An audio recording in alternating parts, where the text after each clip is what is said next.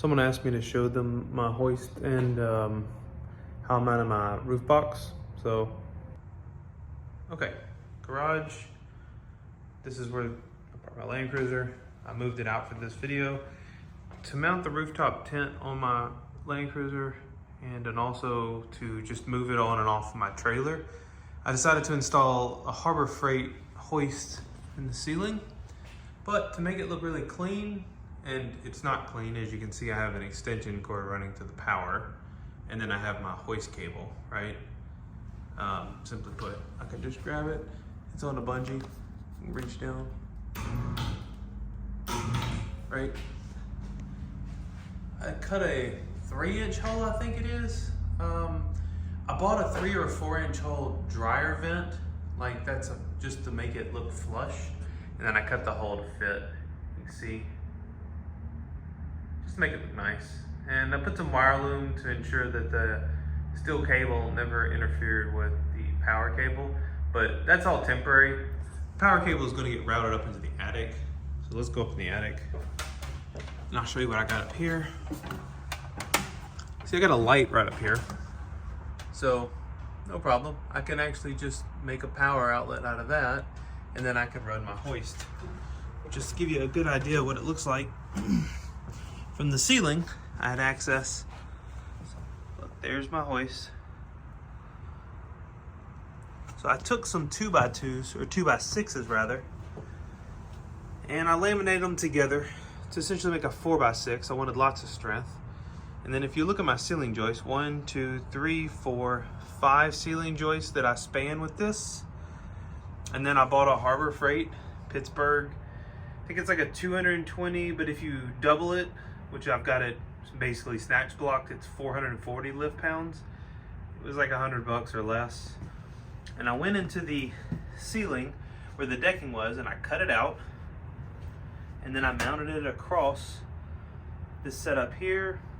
And I ran a couple of screws. You can see them on camera right there. Just into the decking. I did not need this to move on me. The forces are all vertical, but I didn't want to take a chance. So you can see the light from the garage down there. See the hole? So everything's run just in the ceiling like that. So this really only works if you have attic space directly above. But that's the actual hoist and the support mount. And then, like I said, I need to make a little power right here so I can get that extension cord recovered and not be hanging it from the ceiling. It looks kind of janky. Okay, bonus video. Someone also wanted to know how I mounted this thing. And that's pretty much it. If you remember from the other part of the video, the ceiling joists run front to back. So I measured them out. You see where those are? They're marked. Those are, I think, 6-inch construction screws, Torx head, at least 6-inch. I put a 2x4 up there to add extra support so I wasn't drilling straight into my sheetrock, and also so I could adjust the length of the runners. That is a $15 bicycle mount, just a ceiling mount. But as you can see, it's kind of like a block and tackle. And then I got these straps, either at Tractor Supply or somewhere, because when they're just normal, I could do it with paracord. But the problem I was running into with paracord is that it was putting a lot of force right on that real specific spot. This strap widens the footprint, kind of like airing down in sand. And it's putting less stress on the particular parts of it. And I just let me go underneath it. As you can see, I parked my truck under it. Thankfully, no issues yet. And then look, here's from this side, so you can get a good look at this. But it's not actually being held up by the wall. There's a ratchet right in that piece right there. Where's my finger? Right there, the far right. It's got a ratchet. If you pull out and down, it'll release it. And then you just lower the rope as a single unit. And all that's doing is just accumulating all the extra. as you can see, there's a good bit of extra, and then there's a little extra, and there's a little extra.